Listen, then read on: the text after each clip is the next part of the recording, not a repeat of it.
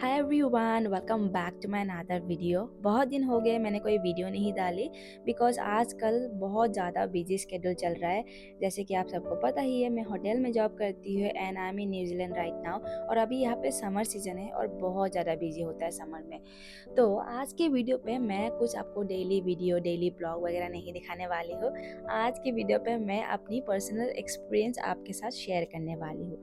मेरे बहुत सारे फ्रेंड्स, रिलेटिव्स और जो भी मेरे पुराने कलीग्स हैं, वो मुझे पूछते हैं मैसेज पे कि तुम न्यूजीलैंड कैसे पहुंच गई, वहाँ का वर्क कल्चर कैसा है, वर्क लाइफ बैलेंस है या नहीं, छुट्टियाँ मिलती है कि नहीं, वेदर कैसा है, लोग कैसा है, ब्ला ब्ला ब्ला। बहुत सवाल पूछते हैं। तो आज उन सभी सवालों का जवाब देने के लिए मैं बैठी हूँ आपके सामने और कोशिश करूँगी कि सारे सवालों का जवाब कम समय कम समय में देने की। तो चलो वीडियो को शुरू करते हैं। शुरुआत कहाँ से करूँ, न्यूजीलैंड में कैसे पहुँची?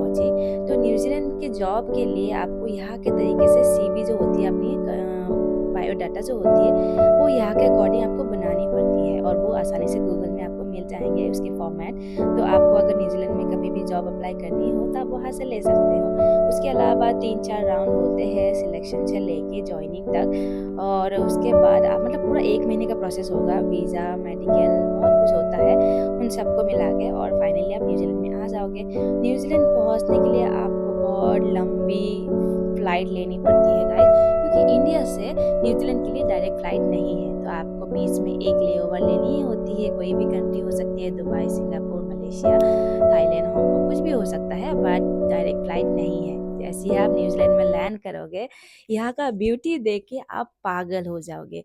तो आप अपने आप को संभाल लेना गाइस। और यहाँ का वेदर की पहले बात करो तो न्यूजीलैंड बहुत ठंड है, एक कोल्ड कंट्री में से माना जाता है।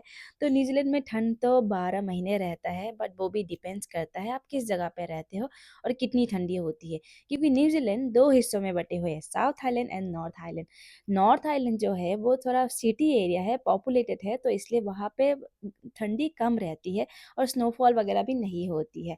और जो साउथ आइलैंड है उसमें पॉपुलेशन भी कम है और उन साउथ आइलैंड का लैंडस्केप भी बहुत सुंदर है और यहाँ पे ठंड भी बहुत ज़्यादा होता है।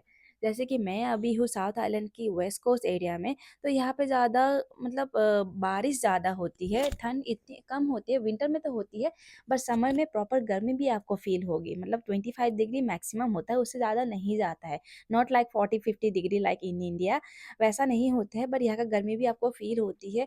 और यहाँ का जो यूवी रेस है वो बहुत ज़्यादा स्ट्रॉन्ग है, तो सनस्क्रीन एक मास्ट होता है, बाहर जाओ तो सनस्क्रीन लगानी ही होती है, वरना आपको टैनिंग हो जाएगी। वेदर की बात हो गई, अभी मैं बात करूँ यहाँ की वर्क कल्चर के बारे में, वर्क लाइफ बैलेंस के बारे में। गाइस ऑनेस्टली बता रही हूँ, 3 साल की एक्सपीरियंस के हिसाब से बता रही हूँ, वर्क लाइफ बैलेंस बहुत अच्छा है यहाँ पे। आपको कोई किसी चीज़ के लिए फोर्स नहीं करता। आप बीमार हो, सिक लीव लो। आपको काम नहीं करना है, मत करो। आपको ओवर ड्यूटी करना है, वो भी आप कर सको आपके अकॉर्डिंग। क्योंकि यहाँ पे मिनिमम जो होता है 30 to 40 आवर्स पर वीक के हिसाब से होता है। उससे ऊपर अगर आप करते हो, वो आप अपने हिसाब से करते हो। वो उससे आपकी मर्जी होती है कि आप करना चाहते हो कि नहीं। वरना हफ्ते में सिर्फ 30 घंटे ही आपको काम करना है और उससे ज़्यादा आपको कोई फोर्स नहीं कर सकता। बट बेस्ट पार्ट ये है, यहाँ पे लोग 60, 70, 80 आवर्स तक 1 घंटे में काम करते हैं। पता है क्यों? क्योंकि यहाँ पे पैसा मिलता है गाइस। यहाँ पे घंटे का पैसा मिलता है, घंटा तो छोड़ो, हर सेकंड हर मिनट का पैसा मिलता है। तो आप ये मत समझना कि आप 9, 10, 12 घंटा काम करते हो पर आपको सेम ही सैलरी मिलते है। नो।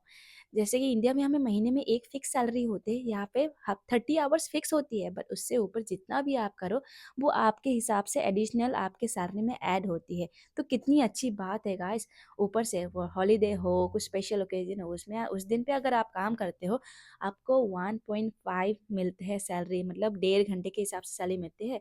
सपोज आपने 10 घंटे काम किए हो और आपको मिलते हैं 15 घंटे की सैलरी। कितनी अच्छी बात है ना। तो इसमें ऐसा होता है ना, एम्प्लॉय जो होते हैं वो मोटिवेट होती है, क्योंकि कितना भी काम करो उनको तो पैसा मिल ही रहा है। और एडिशनली हॉलीडे पे अगर आप काम करते हो, उसकी अलग से एक छुट्टी भी बनती है और साथ में 1.5 गुना सैलरी भी आपको मिलती है। तो लोग क्यों नहीं काम करना चाहेगा। मैं खुद 2-3 साल में मतलब मैंने ऑनेस्टली बता रही हूँ, मैंने काफ़ी अच्छी सेविंग कर ली न्यूजीलैंड में। मैंने घूमे भी, फिरे भी, एक्सप्लोर भी किए, बहुत सारे पैसे खर्चे भी किए। बट उसके अलावा मैंने मैनेज किया, सेविंग भी किया, मैंने बहुत सेविंग किया। मैं आपको अमाउंट नहीं बताऊँगी बट हाँ, मेरे अकॉर्डिंग, मेरे हिसाब से मैंने काफ़ी अच्छा सेविंग किया है गाइस। और बहुत सिर्फ़ मैं ही नहीं, यहाँ पे बहुत सारे लोग हैं जो अच्छा सेविंग कर लेते हैं, स्पेशली जो वो लोग एशियन कंट्री से आते हैं, वो अच्छा सेविंग कर पाते हैं गाइस। और उसके अलावा यहाँ पे यहाँ की वेदर की बात कर ली, वर्क कल्चर के बारे में बात कर ली। यहाँ पे एक तो ये है इज़्ज़त, रिस्पेक्ट। आप कुछ भी काम करो, आपको इक्वली रिस्पेक्ट मिलता है। जैसे हमारी एशियन कंट्रीज़ में होता है, प्लम्बर, मैकेनिक, लेबर, इन सब की इतनी इज़्ज़त नहीं होती है, उनकी सैलरी भी सबसे कम होती है। बट यहाँ पे ऐसा नहीं, यहाँ पे सबको इक्वली इज़्ज़त मिलती है। बल्कि जो यहाँ के प्लम्बर होता है, यहाँ के इलेक्ट्रीशियन होते हैं, टेक्नीशियन वगैरह होती है ना, उनकी इज़्ज़त भी ज़्यादा होती है, उनकी सैलरी भी काफ़ी अच्छा है। जस्ट इमेजिन, उनको घंटे के हिसाब से $40 to $50 मिनिमम मिलता है गाइस, और बाकी उनके एक्सपीरियंस के हिसाब से और भी ज़्यादा मिलता है। तो इमेजिन करो गाइस, मतलब 50-60 $60 अगर घंटे के बनते हैं, तो अगर 30 घंटे भी वो हफ्ते में काम करते हैं, तो उनकी कितने पैसा बनेंगे, इमेजिन। तो यहाँ पे कोई छोटा बड़ा नहीं है, आप कुछ भी काम करो, आपको इक्वली ही रिस्पेक्ट की मतलब मिलेंगे। तो वो सबसे बेस्ट पार्ट है।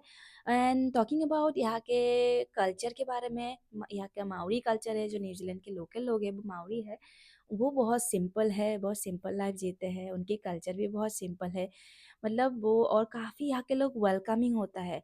मतलब न्यूजीलैंड ऐसी कंट्री है, यहाँ के पूरे साल में दुनिया भर के लोग आते हैं विजिट करने, यहाँ पे घूमने के लिए। और कभी ऐसा नहीं हुआ कि कोई भी टूरिस्ट के साथ कोई भी लोगों ने मतलब बुरा उनके साथ बिहेवियर किया।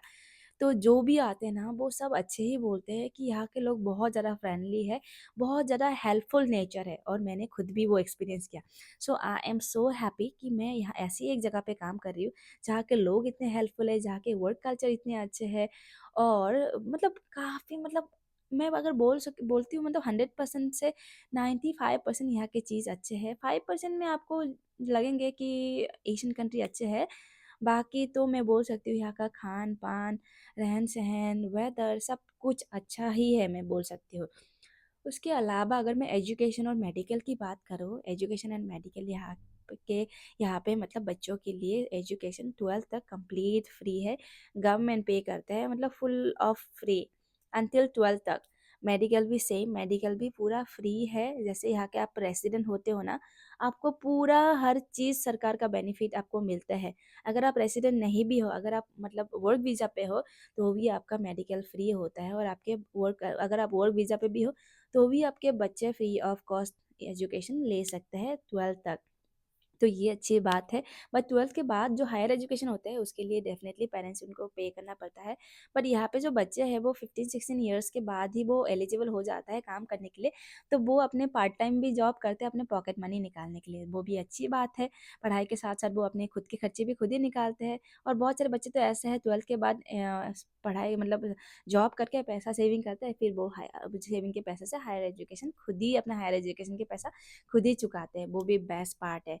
के अलावा सब कुछ अच्छे ही है गाइस, बट एक चीज़ मैं मिस करती हूँ, जो हमारे इंडिया में खान-पान है ना, जो सब्जियाँ वगैरह मिलते हैं, यहाँ पे बहुत कम मिलता है। और यहाँ पे वो सब चीज़ें नहीं मिलते जो हमारे एशियन कंट्री में मिलता है। तो वो सब चीज़ें मैं कभी-कभी बहुत मिस करती हूँ, जो हमारे खुद के सब्ज़ी वगैरह होते हैं, साग वगैरह होता है, वो यहाँ पे नहीं मिलता है, तो वो मैं मिस करती हूँ। बट यहाँ पे इंडियन शॉप्स बहुत सारे हैं, जो वो लोग एक्सपोर्ट करते हैं इंडिया और बाकी एशियन कंट्री में से। तो वो आपको मिल जाते हैं time to time, but easily available नहीं मिलते हैं, और जब भी आते हैं वो स्टॉक एक ही दिन में ख़त्म हो जाता है। क्योंकि बहुत सारे इंडियन और बाहर के कंट्री के लोग भी यहाँ पे रह रहे हैं, यहाँ पे जॉब कर रहे हैं, कोई परमानेंट है, कोई वर्क वीज़ा पे है। तो इसीलिए वो सब चीज़ें मैं कभी-कभी मिस करती हूँ। अदरवाइज़ बहुत अच्छी कंट्री है, आपको कभी भी मौका मिले काम करने के लिए, रहने के लिए, आप ज़रूर आओ, ज़रूर ज़रूर विज़िट करो, और यहाँ का जो लैंडस्केप है उसके मज़े आप खुद ही लो। So that's it for today guys. कुछ भी क्वेश्चन हो, कुछ भी क्वेरी हो, आप मुझे कमेंट में मैसेज कर सकते हो, और मैं रिप्लाई करने की पूरी कोशिश करूँगी। So that's it for today guys. Thank you so much for watching this video. Bye, see you next time.